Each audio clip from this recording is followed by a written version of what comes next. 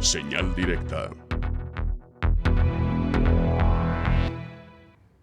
Continuamos en Señal Informativa y agradecemos la visita en el estudio de la coordinadora de los diputados locales del Partido Revolucionario Institucional, Mariana Fernández, con quien vamos a platicar de las acciones legales que se han emprendido ante la decisión del gobierno del estado de incrementar la tarifa en el transporte público, en particular en los sistemas operados o en las redes operadas por el sistema de tren eléctrico urbano. Mariana, muy buenos días, ¿cómo estás? Muy buenos días, muchísimas gracias por el espacio y encantada de estar con todos ustedes.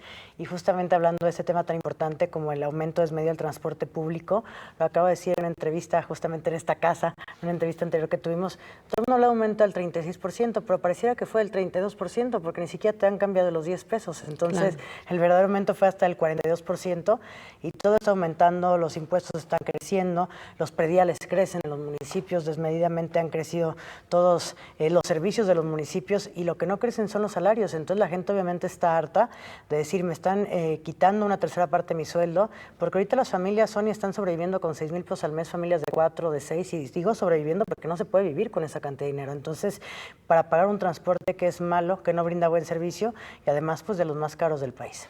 Claro, y además, viene el regreso a clases, seguramente para las familias ya a partir de estas semanas empezará a hacer o a notarse más lo que representa este incremento, Mariana, y que, como mencionas, otra vez se concede contra la promesa de mejorar el servicio y no a consecuencia de esta acción, ¿no? Sí, desgraciadamente 4,600 unidades en la zona metropolitana, y nada más 400 habían emigrado a Ruta Empresa. Hay que explicarle a la gente que la Ruta Empresa es tener la tarjeta de prepago, vigilancia, las rampas para personas con discapacidad y las unidades en buen estado. Los jóvenes de la UDG entraron la semana pasada. Vemos que no van a estar en el programa de Mi Transporte o los Bienevales como eran antes, nada más les cambian los nombres a los programas, y ahora los papás van a pagar útiles escolares y además un transporte, porque no es ni siquiera el de ellos, puede ser también el de los hijos, las hijas, y que cada día está mucho más difícil. La gente que vive en Tlajomulco, que vive en El Salto, toma hasta 4 o 6 camiones para venirse a trabajar a Guadalajara o a Zapopan. Entonces, no hay una calidad de vida, Sonia, donde una tercera parte de tu salario se vaya en transporte público.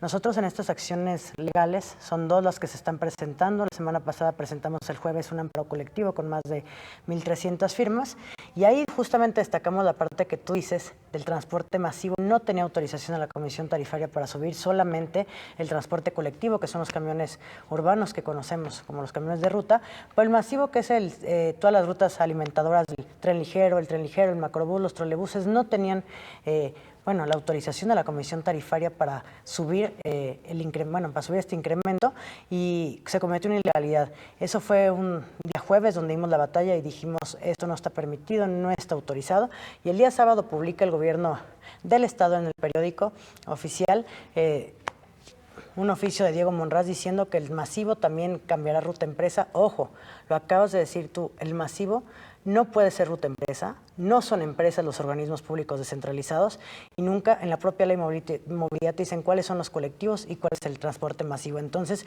nuestros amparos van con 9 apartados, el amparo colectivo y también el juicio de nulidades que estaremos presentando el día de hoy, con 9 apartados donde hablamos de que no se trata quien firme los amparos solamente para que reciba se lo concedan nada más a las personas que lo traigan o que hayan firmado algún amparo, sino de derechos de tercera generación, que hay que empezar a sentar precedentes. Es dificilísimo que alguien pueda juntar 1 millón de firmas o 1,5 millones de firmas de la gente que utiliza el transporte público, pero sí que es una violación al mínimo vital.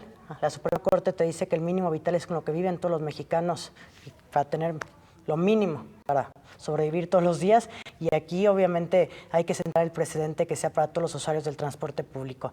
Más institutos políticos presentaron amparos también jóvenes del CUCH presentaron un amparo con 6,000 firmas, y el día de hoy presentaremos un juicio de nulidad ante el TAE con más de 2,300 firmas distintas a las del amparo colectivo y con más de 400 boletos cada una de las acciones legales que estamos emprendiendo. Mariana, sobre el amparo en particular, ¿cuál es el señalamiento, cuál es el acto de autoridad que se está cuestionando? Se está cuestionando no el tema de agosto 2018, se está cuestionando el cómo incrementó, porque ni siquiera hubo una publicación del incremento del transporte público, en que la propia resolución te pedían que estuvieran todos en ruta empresa, pues es muy fácil subirte con un notario público a una unidad de transporte y saber que no cumplen con ruta empresa. El tema de la ilegalidad del masivo, y son 9 apartados. El tema de la tarifa social, el tema del mínimo vital, el tema de la ilegalidad que se cometió, porque fueron 2, Sonia. No había permiso para el masivo y además el segundo error que cometen jurídico es publicar por medio, pues, de un oficio del secretario de Movilidad, decir, si entra en masivo, si entra en colectivo y son ruta empresa también CITEUR. No es cierto. Entonces, destacamos 9 puntos en el amparo, va muy bien armado. El día de hoy presentamos juicio de nulidad también con muchas firmas. Justo del juicio de nulidad, ¿cuál será la acción que se impugna? Y si no fue como un apretón para los magistrados lo que sucedió con sus cuentas antes de que le entraran al tema. Eso sí es muy preocupante porque un poder invadiendo a otro poder no es nada sano ni para el país ni para el Estado. Yo sí tengo desconfianza en lo que pueden actuar los magistrados del TAE. O sea, ¿quién se puede animar a otorgar una suspensión? Ojo, utilizamos los mismos criterios y todavía más criterios de los que utilizó en su momento el gobernador actual para suspender la tarifa, y esa tarifa nada más era para las rutas que habían cambiado de ruta empresa. Entonces, bueno, ojalá no les tiemble la mano a los magistrados. Yo no sé si... yo no voy a dar una opinión de si es justo o no a los que se les congelaron las cuentas, pero no es posible que pueda haber amenazas hacia el Poder Judicial. Y si no funciona, Sonia, también hay acciones federales que podemos estar implementando, pero eso sería una ruta que vamos a explorar después para darle la oportunidad a los magistrados locales. Este camino que decide el gobernador tomar, según esta publicación de la que hablabas en el periódico oficial, de ligar este incremento a la tarifa, no solo al acuerdo de agosto, sino a un acuerdo previo a la forma o a la integración de la red de transporte público de la ciudad, en donde señala que la tarifa del transporte colectivo es la misma que del transporte masivo.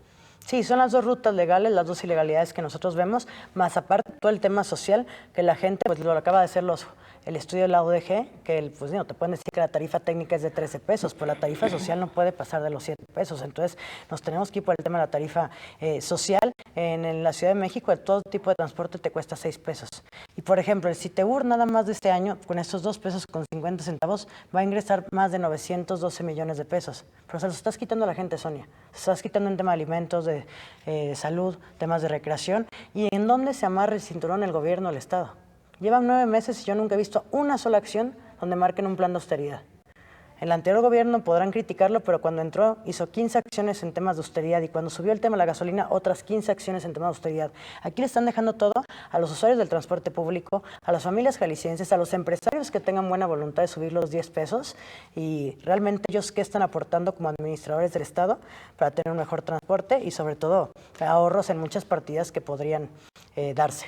Y justo sobre este tema, ¿no? Uno de los argumentos es que el sistema de tren eléctrico urbano fue recibido en condiciones desfavorables, en números rojos fue la expresión que usó el gobernador. Sin embargo, bueno, pues vemos que hay aumento de sueldos para los principales directivos, en particular para el director, pero que además no es cierto que CITEUR está en números rojos. Sí, fue una nota que les tocó hacerlas a ustedes y vemos que no había una razón, no estaba en números rojos, pero ahorita parece que es la constante seguir culpando 10 meses después a todo lo que fue lo anterior y no poder asumir la responsabilidad de lo que es ahora ser gobierno. Y bueno, gracias a esta investigación pues nos dimos cuenta que no estaba en números rojos, que estaba sano todo el sistema del tren eléctrico, entonces no había razón de ser para estar subiendo estos incrementos, y más porque se les concedió todo a los concesionarios sin ellos dar nada a cambio. O sea, hubo 400 concesionarios que sí sacaron créditos, que cambiaron las unidades, que sí cambiaron a ruta empresa, y ahorita al 90% que no se esforzó le están permitiendo el incremento. ¿Y a quiénes están fregando? A las familias jaliscienses.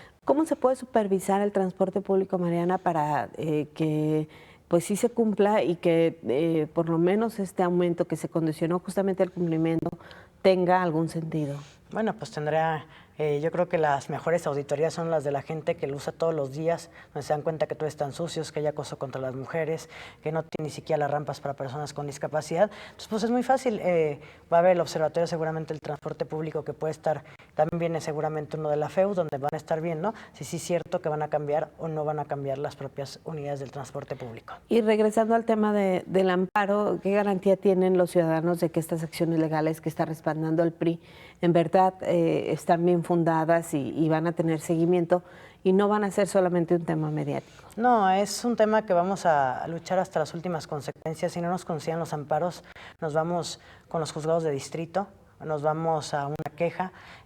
Insisto, si los magistrados del TAE no se atreven a darnos la suspensión bajo los mismos criterios que en algún momento sí se otorgó la suspensión y ahora bajo otros 2 criterios de ilegalidades que se cometieron, bueno, tendremos que recurrir a las acciones federales, hay que decirlo claramente. Sí existen acciones federales, no me gustaría adelantarlas todavía, pero es muy sencillo. Cuando no te resuelven los organismos o los magistrados o algún poder en el Estado, tienes que recurrir a otro, y lo vimos con el tema de maquinaria. Aquí el auditor no quiso investigar, pues tuvimos que buscar la Auditoría Superior de la Federación. Entonces, no nos vamos a quedar solamente con un rechazo. Ahorita les rechazaron un amparo a 6,000 jóvenes de la universidad que lo presentaron ellos con toda la libertad, diciéndoles que estaban peleando un acto de agosto. No es un acto de agosto, es el acto del sábado que subió al transporte público de forma ilegal. Entonces, ojalá haya libertad en el Poder Judicial para hacer las cosas correctamente. Claro, y bueno, sobre la parte política también, hay, sobre todo, yo veo cada que subes un tuit o algo por el estilo, la respuesta inmediata de que fue justamente una administración priista la que determinó en agosto este incremento. Eso es muy importante aclararlo. Desde hace ya varios años se quitó que el gobernador no autorice esos incrementos, ni los incrementos de agua, ni los del transporte público, y se hizo una comisión que fue conformada y aprobada por los diputados de MC en la pasada legislatura. Si quieren, puedo dar también los nombres de quiénes fueron los que constituyeron esta comisión tarifaria. No hay ningún gobernador presente. Y además, en su momento, el gobernador anterior vetó esta tarifa. Dijo, hasta que no cambien, nada más pueden subir los de ruta empresa, los demás no lo voy a permitir. Y es bien importante que un gobernador defienda a la gente, cosa que ahorita no está sucediendo, y les dieron todo sin recibir nada a cambio. Entonces, es muy fácil seguir culpando 10 meses a la anterior administración, pero se los digo con todo respeto, la gente eligió a sus gobernantes porque creía que podían con el paquete. Hay un momento en que el discurso de que es culpa de los anteriores ya no les va a dar y tienen que asumir también sus costos políticos, pero sobre todo con mucha sensibilidad social. Repito, este gobierno del Estado no ha presentado ni una sola acción de austeridad de amarrarse el cinturón a ellos. Todos se lo cargaron a empresarios o a los propios jaliscienses, pero ellos no han presentado nada en cómo van a administrar mejor los recursos. Ahora, ¿el Congreso puede hacer algo como institución?